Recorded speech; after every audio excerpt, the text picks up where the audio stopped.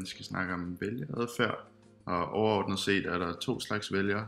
De ene hedder marginalvælgere, de andre hedder kernevælgere.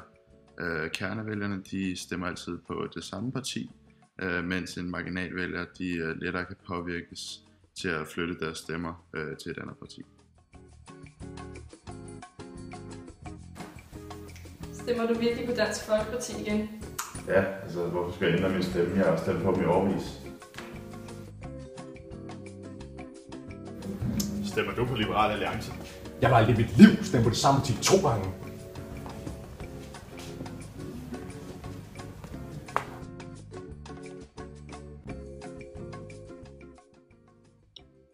Man kan bruge Downs model til at forklare politikere og vælgeres adfærd. Efter Downs model prøver politikere altid på at få så mange stemmer som muligt. Derfor udformer de deres synspunkter efter den mest populære ideologi, så de tiltrækker flest stemmer. Efter Downs model vil vælgernes mål være at få størst mulig velstand til dem selv, så de stemmer på det parti, som gavner dem selv mest muligt. Hvad synes du om EU? Jeg elsker EU. Får din stemme, at jeg også elsker EU? Ja. Jeg elsker EU. Downs model er dog ikke helt virkelighedstro, da politikere og vælgere også går op i deres egne meninger og værdipolitiske spørgsmål. Mooney's model er en del mere præcis version af partiernes adfærd. Mooney's model siger, at partierne overordnet udformer deres synspunkter ud fra 3 ting: ideologi, strategi og personfaktor. Den første faktor er ideologifaktoren, det vil sige, at politikernes synspunkter bygger på deres partis ideologi, så kernegruppens interesser stadig opfyldes. Den anden faktor er strategifaktoren. Den kan deles op i 2 andre faktorer. Den første er opinionsfaktoren, hvor man tænker på, hvad vælgernes umiddelbare og langsigtede reaktioner vil være.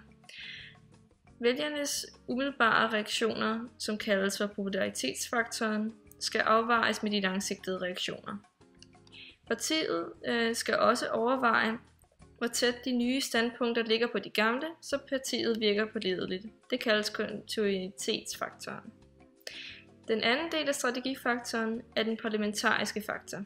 Det er, hvilke samarbejdspartnere partiet har og kan få i parlamentet. Den sidste faktor er personfaktoren, hvor hver enkelt politisk person prøver at agere, så personfaktoren forbedres. Det vil sige, at politikere gerne vil virke troværdige, gennemslagskraftige og have en god kommunikation med befolkningen.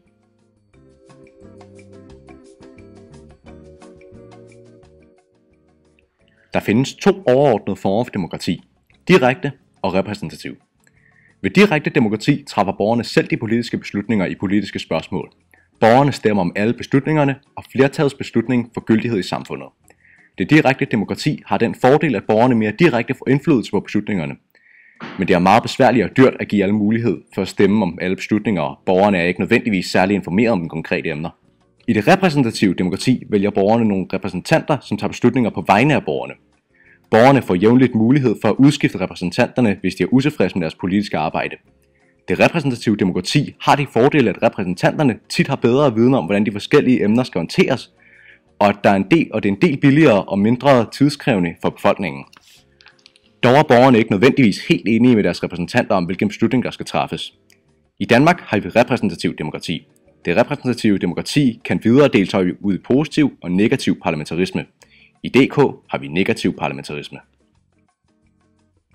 Positiv parlamentarisme er, at regeringer kun kan dannes, hvis de har et flertal bag sig.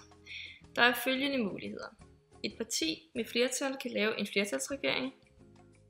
De 60% af stemmerne, og dermed har vi dannet en flertalsregering med et parti for første gang siden Venstre i starten af 1900-tallet. Flere partier med flertal til sammen kan danne en flertalsregering. Socialdemokraterne og SF fik flertal i går. De har nu dannet en flertalsregering. Flere partier med flertal til sammen kan danne en mindretalsregering, hvor et eller flere partier er støtteparti. Vi er mindretal. Men vi kan få Radikale Venstre som støtteparti og dermed danne regering. Ved negativ parlamentarisme skal regeringen bare ikke have et flertal imod sig. Det vil sige, at selvom nogle partier ikke har flertal, kan de godt danne regering, hvis oppositionspartierne ikke kan blive enige om at vælte regeringen. Udover mulighederne ved positiv parlamentarisme er der følgende muligheder. Flere partier kan danne en mindretalsregering, hvis oppositionspartierne ikke kan blive enige om at vælge regeringen. Nu hvor Radikale Venstre bliver vores støtteparti, kan vi danne en mindretalsregering. Ja, Enhedslisten og Dansk Folkeparti kan i hvert fald ikke tage eneste fordel. Flere partier kan danne en mindretalsregering, hvor et eller flere partier er støtteparti, og de andre er regeringspartier, hvis oppositionspartierne ikke kan blive enige om at vælge regeringen.